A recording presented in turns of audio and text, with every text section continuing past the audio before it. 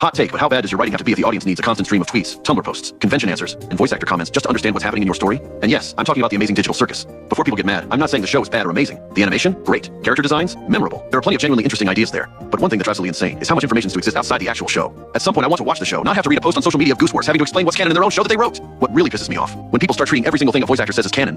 Since when did voice actors have a say on what is officially canon? Their job is to perform the character. They're not the writers. They're not the storyboards. They're not the script itself. Yes, they absolutely have a lot of information, more than most fans ever will. But what they say should never, and I mean ever, be treated as canon or factual. Yet I'll see people arguing about character motivations, relationships, future plot points. And then they pull out some random convention clip where a voice actor answered a question. Like that suddenly settles everything forever? No. If something's important, put it in the show. If a character feels a certain way, put it in the show. If relationships have specific dynamics, put that in too. And if major lore matters, then literally write it into what we actually see on screen. The actual story should be primary source of info about itself, not random voice actor comments from events. What frustrates me specifically with the Amazing Digital Circus is that sometimes it feels like there are two versions of the series. The version that exists on screen, and the version that exists in tweets, Q&As, livestream clips, convention panels, Tumblr asks, and random comments that get screenshot and passed around the fandom. Then when somebody interprets something differently, based on what was actually shown in the episodes, people immediately jump in with, well, Gooseworks said, the voice actor said, actually in a Tumblr ask. Okay, but was it in the show? Because that's what most people are watching. Most viewers aren't spending hours digging through social media posts looking for clarification. They're sitting down watching a cartoon. A story should be able to communicate itself. Extra information should expand the story, not be required homework just to understand it. And before anyone says, every creator does this. No, there's a difference between bonus lore and essential information. Bonus lore? Finding out a character's favorite food. That's fun. That's an extra. Essential information?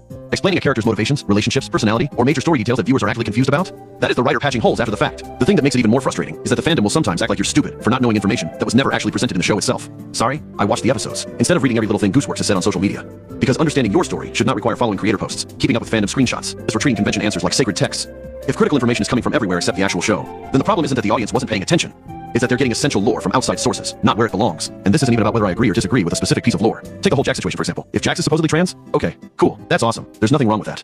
My question is, where was that communicated in the actual show? Because if you have to go onto social media afterward and tell everyone, yeah, by the way, Jax is trans, and this was super important to their character, by the way, then you've basically admitted that this information wasn't being conveyed through the story itself. That's not representation through storytelling. That's representation through a Twitter post. And before people twist my words, I'm not saying every character needs to look directly at the camera and announce their identity. What I am saying is, if it's important enough that the creator keeps having to clarify it outside the show, then clearly the writing wasn't communicating it. If you have to be honest and say, yeah, my writing just wasn't conveying enough, then yeah, sadly, because the audience can only analyze what they're actually given.